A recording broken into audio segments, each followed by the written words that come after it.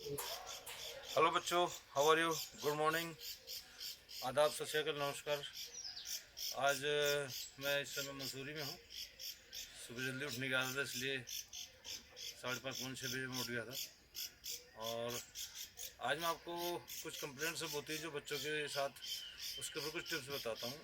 Mostly बच्चे gym जब जाते हैं उनको आजकल फीवर, इंजरीज़ की बहुत प्रॉब्लम हो रही है। उसका रीज़न मैं आपको बताता हूँ, उसका कारण क्या है। सबसे बड़ा देखिए, आप जब जिम जाते हैं, सबसे पहले इस समय वेदर सफोकेशन का है, तो आप वाटर वगैरह नहीं लेके जाते, या आपके साथ कोई सप्लीमेंट्री डाइट नहीं होती, ना आप प्रॉपर डाइट लेके जाते। उसका सबसे पहला रीज़न तो यही है। सेकंड इज़ दिस के जब आप 15 या 20 दिन बाद जिम जाते हैं तो आपके माइंड के अंदर एक सेट रहता है कि हम 15 दिन में ही अगले के 3 डेज या 4 डेज में अपनी बॉडी को रिकवर कर लें। तो ये सबसे बड़ा कारण है। अपनी बॉडी को रिकवर करने के चक्कर में आप ओवरलोड लेते हैं एक ही दिन में। 2 दिन में सोचते हैं, आप जिम में जाके सोचते हैं कि हम आज ही सारी एक्सरसाइज करेंगे और आज ही सब कुछ कवर कर लेंगे। तो ये सबसे बड़ा आपका इंजरी का कारण है, और बीमारी का भी है, क्योंकि जब आप इंजरी से जूझ रहे होंगे तो बीमार भी जरूर पड़ेंगे।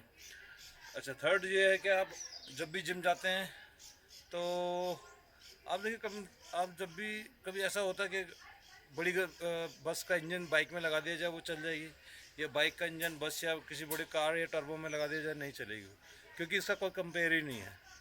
आप समझिए ना, आप जिसके साथ ट्रेनिंग कर रहे हैं, आपका पार्टनर आपको लोड कैसा दे रहा है या आप कैसे लोड उठा रहे हैं, ये बात उसके ऊपर डिपेंड करती है।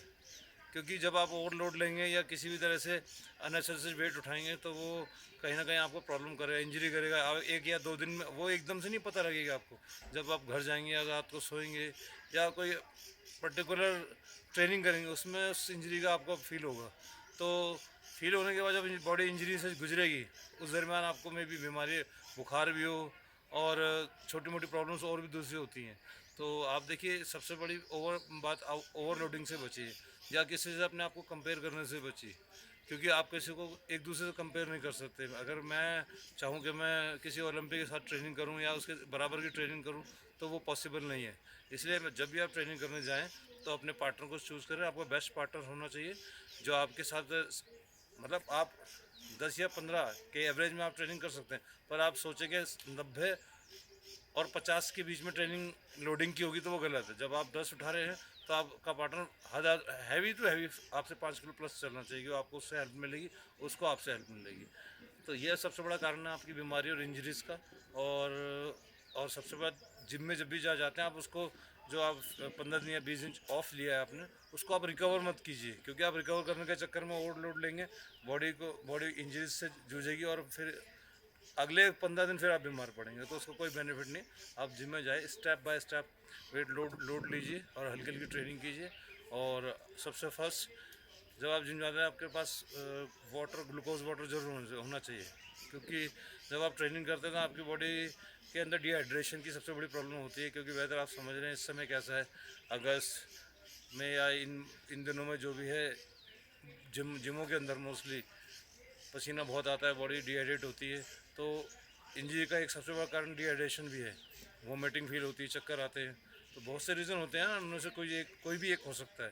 तो मैं आपको सबसे पहले ये सलाह दूंगा कि आप बॉडी को अपने माइंड से सेट करके, मेंटेन करके आप ट्रेनिंग कीजिए और अच्छे से खुश रहिए और तगड़े रहिए।